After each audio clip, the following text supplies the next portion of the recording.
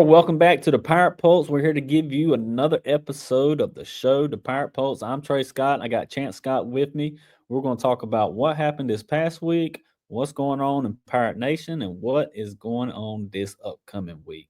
Let's go ahead and kick it off. ECU splits the week 2-2 with wins over Gardner Webb and Coastal Carolina, but drops the weekend series, and we'll break it down, highlight some standouts, performances, and discuss all that. Shout out to our socials. Follow us on Twitter, follow us on Facebook, YouTube. Check out the website.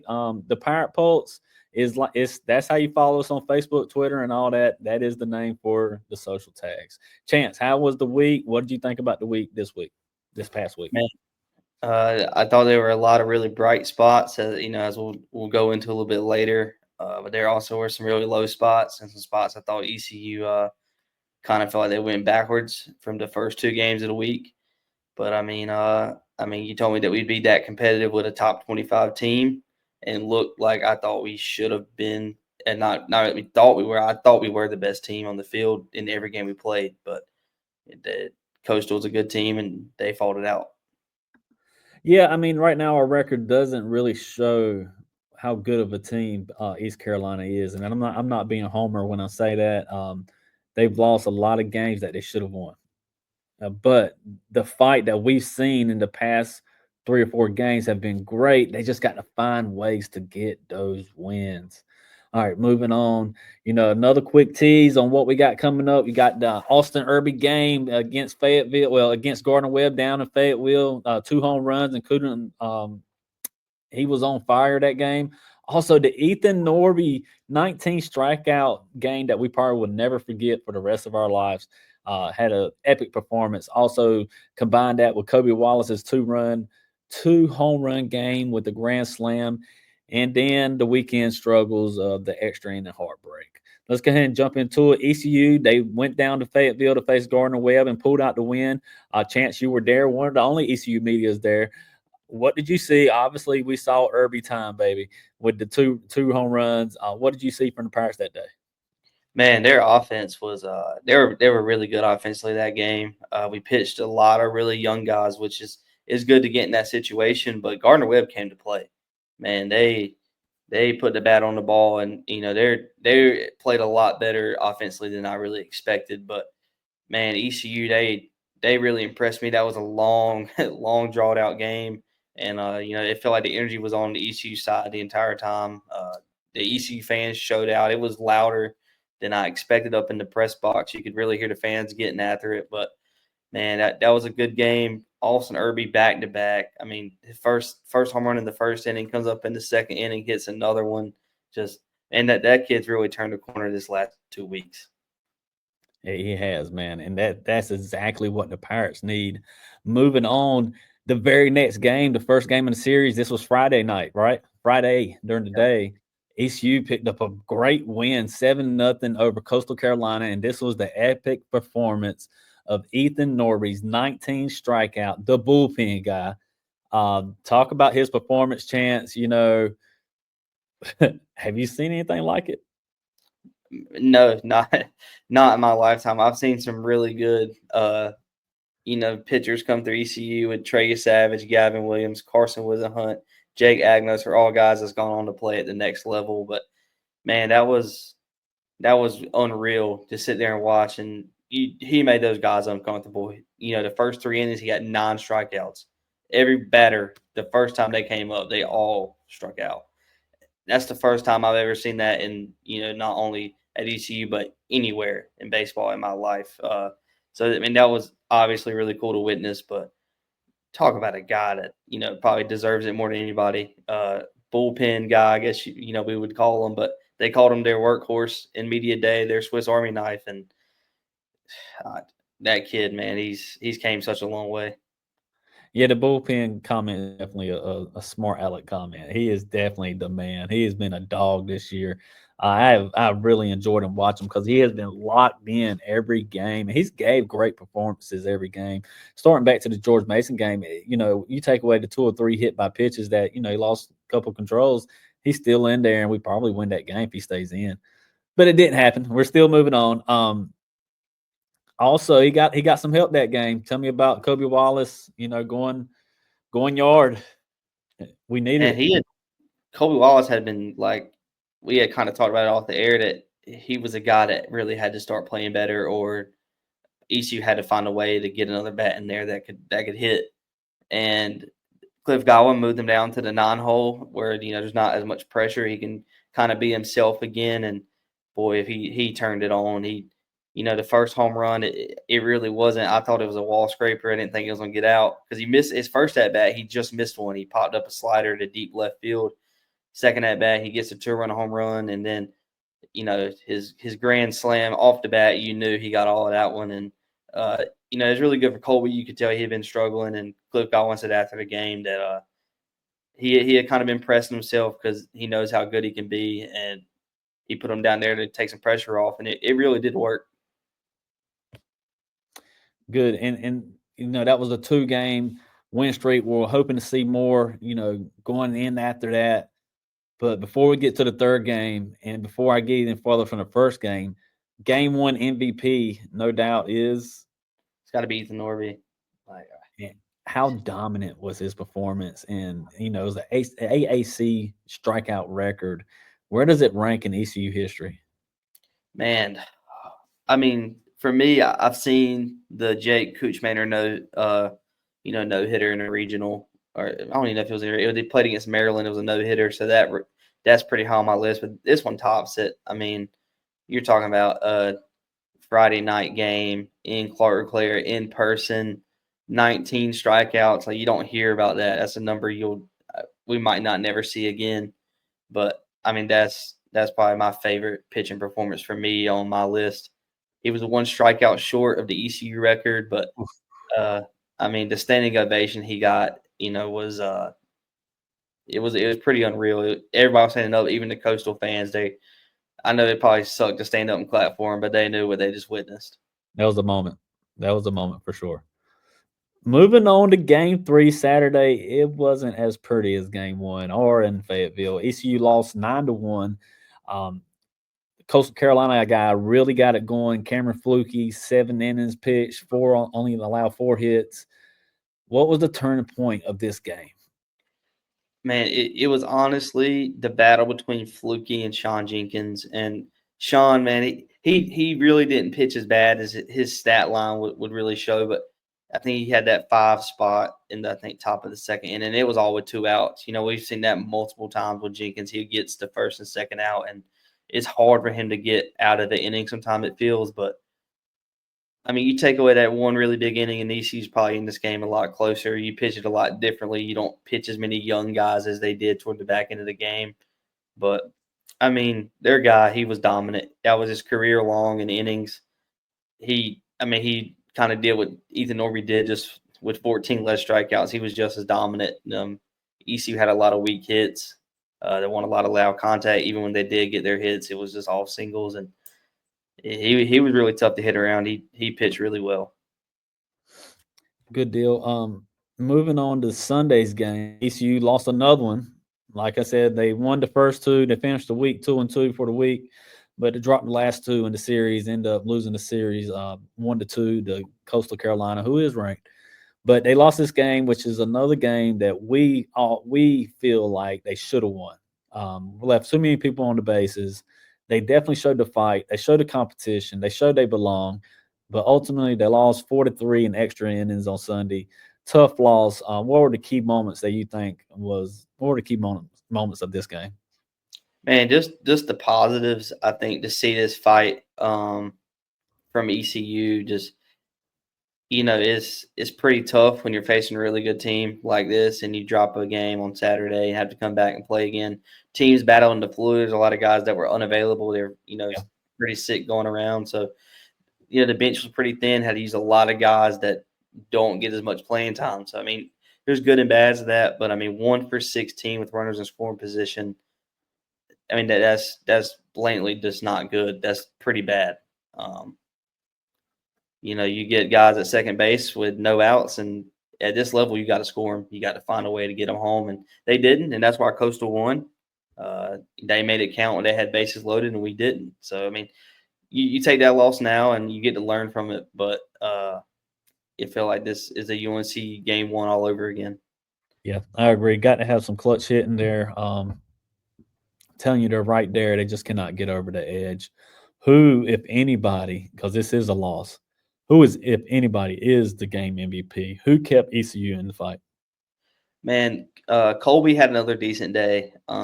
He's continuing to get better and better, which is something ECU needs. We're going to talk about a guy later that had a really big day. We're going to give him his own little thing, but Walker Barron, man, dude on third, 2 outs, bottom of the ninth. This is the one hit with runner scoring position. He hits a laser to first base, and it really could have been ruled an error, but it was hit so hard, I think you had to give him the hit. He digs out an infield single, and that ties the game, bottom of the ninth, 2 outs, and stuff like that. That's what you want to see. You want to see young guys, a young sophomore, to come up in a big spot like that and truly be successful. All right, let's take away some. Let's look at the key takeaways. What from this past week? What is the good? What is the bad? Let's go ahead and start with the good. What is the good from this past week? Man, we've seen Austin Irby come along, Kobe Wallace come along. There's another guy coming along. I'm just ready to say his name, but man, uh, there's been a lot of guys really turning the corner and really getting better. We've seen so much improvement from that first game. The power's getting there. Pitching is, they're still getting there. Their rotation's still pretty banged up. 2 guys are supposed to be starters, still ain't come back to pitch yet. So I mean, there's a lot of roles still to come back. Riley Johnson's coming back in a few weeks. There's a lot of roles on this team, so I'm excited. That's the good. This team isn't where they're going to be in a couple of months, even a couple of weeks, and I think you just got to keep staying with this team. Got to keep giving them another week. Let them keep getting there. Well, I'm gonna stop you there. I'm gonna go ahead and cut to the chase, man. Our other guy we keep mentioning is Braden Burrs. Freshman Braden Burrs. Look, this guy has to be in the lineup. If not in the lineup, he has to play more. And this is it, look, a team that is struggling on getting on base and getting the hits. This kid is doing it. He's a 360 batting average. He's got 9 hits so far. He's got 2 doubles in only about 3 starts. So for this kid to go out there as a freshman and show, hey, I can do it, and he showed it from game one. In game one, he started. He had 2 of the 4 hits that ECU had the whole game, and he just has lost his way somehow in the lineup. But he's making plays in the outfield. He's making pretty bunts at the plate. He's getting on bunts. He's moving runners. We saw him hit the double the other day, but it should have been a single for anybody else on the team. He's busting his butt to get to second. Watch this guy. We need to see more of him. Braden Burrs is important to the success of ECU's baseball. They got to have more dudes, and he is a dude. So Braden Burrs is one of the goods. And I didn't mean to steal your show, Chance, but he has to play more. He has to be inserted in that lineup. What do you think about him? Yeah, man. I mean, we've seen it game one, and we've got to see him a lot, so we know what he's about. We know what Braden can do. We know the talent's there. And he proved it game one, and then he kind of, I'm not gonna say he fell off, but he didn't have as good of a performance as his next 2 times out. And I think it was good for him to see a couple games. He got to come in big spots. Somebody needed a defensive replacement. He'd come in. He's made every play. He's uh, cutting throws off. He's getting throw in, holding doubles and singles. Hasn't made an error yet. Knock on wood. He's been really good at the plate.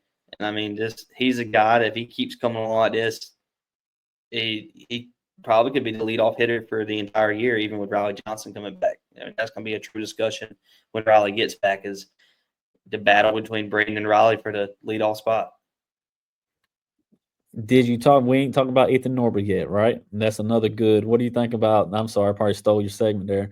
What's another good for the Pirates? Mr. Obvious, strikeout Yeah, king. yeah, man, he's coming along. I mean, we've seen it in the UNC series. I didn't know if he could get much better than that. I thought that was as good as Ethan Norby is going to be for ECU. And man, was I wrong if he didn't come back out. And he had a good outing against Kent State and just not enough offense to win the game. And it's feel like all 4 starts now. Obviously, I mean, you could really say he deserves to win every start he started. If he just had a little bit of run support, he really could be 4-0. Yeah, I agree. Now, what's the bad? What is the bad of this team right now? Not this team, of the week. What is the bad of the week? Um, What have you seen so far where it's like it has to get better? Man, there's just so many. I feel like there's so many ups and downs. It feels like they run a mile and then they run right back the other way. It's just so many guys. It's not really they're getting worse. It's they're freshmen. There's taking time to they really get here, and even some of the dudes that aren't freshmen, they're transfers. As one I'm gonna get to is Alex Boucher. That's a guy for me that I think has to really step up and become a better hitter for ECU. He's got almost a 40% strikeout rate, Oh, and at this level, that's just really not acceptable. And it's tough to have him in the lineup. I mean, if four out of every 10 at bats, he's gonna strike out and not even put the ball in play. It's really tough for a small ball lineup like ECU to have such a big swing and miss guy. how long do you think Cliff, how long is that leash for a veteran guy that that can hit? Man, I don't know. He's probably the best defensive shortstop on the team right now. So I mean, is how do you replace him? Where do you go about replacing him? Uh, I really don't know who would even slide over there if you do take him out. But he's a guy you want. He has to get better. He can't get much worse than what he's at right now. And he's been in college baseball a long time. He's going to get better, and I think when he does, he's going to be a really good bat for ECU. It's just when does he make that jump? How long do you give him to make the jump before it's like, okay, we need another bat? Right. Well, Saturday. All right, let's move on. Saturday's loss was pretty bad. Like it wasn't competitive. It wasn't. Hey, we just left too many people on base. It was bad. 9-1 loss. Was it one off bad game, or is it deeper issues than that? I mean, I feel like it's the same issue that we've seen, from all the other weekends. One really good game, boom, bad game. And this was the first time ECU had one on a Friday night of a series. And Cliff said he's going to see how they respond to, they've responded well to coming back after losing Friday, being competitive on Saturday, Sunday. They haven't won on Friday yet. And he said post game Saturday that he didn't think they looked good in batting practice before the game, that they weren't really locked in. And he said he was going to fix it. And, they looked a lot better on Sunday. So I expect, when hopefully they win on Friday, they look a lot better this Saturday. All right, let's move on. Next opponent breakdown. We got VCU 4-10 on the road Tuesday and Wednesday. Then William and Mary at home this weekend, who's 4-11. Should be wins, right? Chance, what do you expect? Break these two teams down. Yeah, man. VCU, they're generally a really good baseball program. Their head coach is at a different school now, so they're completely rebuilding. But I mean, they generally they were in our regional last year with Evansville and Wake Forest. So, I mean, they're known to make the postseason. They're just not on the right start. They're kind of slow like ECU is right now. But you got to play them tough. Tuesday, Wednesday, you're on spring break. The school is so you get Tuesday, Wednesday back to back. They're going to stay in Richmond. Uh, you've got to win at least one of those games. I think you got to go at least 4-1 this week to at least feel good about yourself. You can't go 3-2, not against the level of competition that we're playing this week. I honestly think you probably need a 5-0 sweep. You probably need to win every one of these games to. You got to get your record in a good looking spot here soon, or it's really going to get tough. All right.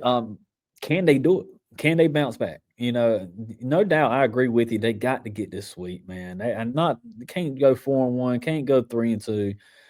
You got to get back on top of things. 5-0, and the 5-0 will be good right now. It'll move the team to what 12-7, and that's a lot more respectful. Something you can build on. Can they bounce back? Can they get back on top of things, or is this week a measuring stick of a mediocre team? Yeah, I mean, I think this week is probably a real measuring stick. We've had two good measuring sticks with Carolina and Coastal, and they competed against those two. I thought they played really well in 5 of the 6 games. But how do they respond? How do they come back and play a team that they are better than? They should be better than a team that Women Man BC. They're going to be hungry. They also need wins. They know what this series means to them, what this week means to them.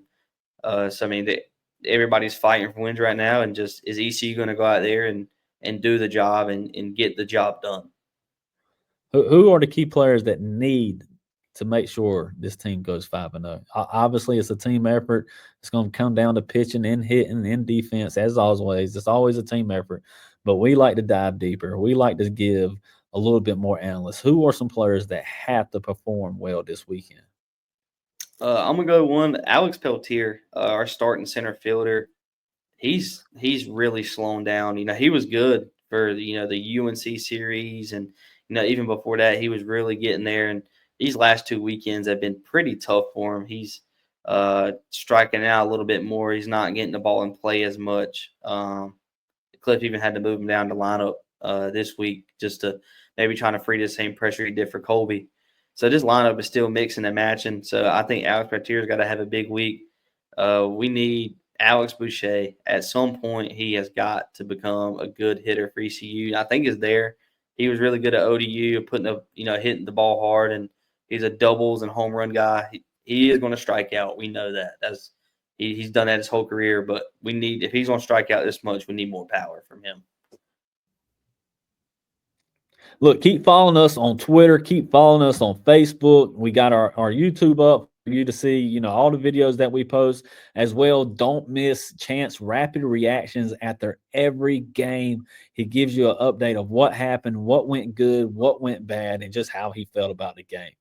Of course, we want y'all guys to interact with us. We want the questions. We want y'all to tell us who's playing good. We want you to know who's your fan favorite and much more. So, hey, we don't cut heads off. We don't dismiss opinions. We're all here to talk with you guys. We want interaction. Hit us up on socials. All right, final thoughts and wrap up. Hey, it's baseball season, but it's also basketball season. ECU basketball is balling. They start the AAC tournament Thursday at 9 p.m. Chance, what you got on this right here? Man, this might be the most talented ECU basketball team in my lifetime. I've never felt more confident going into an American athletic tournament that ECU could go win this thing. I'm not saying they will, or to put your money on anything like that, but this team, they have the talent. The conference is really winnable. They can go win 4 games, and they really can make March Madness, but they got to win game 1. They can't win 4 without winning the first one. UTSA, they beat them, I believe, both times they played. So UTSA is going to be fired up to try to steal one from ECU here. Go Pirates. We're definitely pulling for Pirates. We're definitely going to have more on basketball media. We're not sure where we're at with the basketball media right now because we started this company in the middle of basketball season. So we knew we could take on baseball season full-fledged. So bear with us as we definitely going to be full-fledged football and full-fledged basketball next season. Doesn't mean we're not going to update you on the success of ECU this season for basketball, but just bear with us on that part. Follow us on our socials. Mine is Trey Scott _NC. Chance's is Chance Scott Chance _Scott 10, as well as the Pirate Pulse on X, the Pirate Pulse on Facebook. Also, YouTube. Follow us on the Pirate Pulse. And don't forget the website, thepiratepulse.com. Hey, I'm Trey Scott. I'm Chance Scott. And we'll see you next week. Go Pirates. We need wins from all over. This is the Pirate Pulse. We'll see you soon.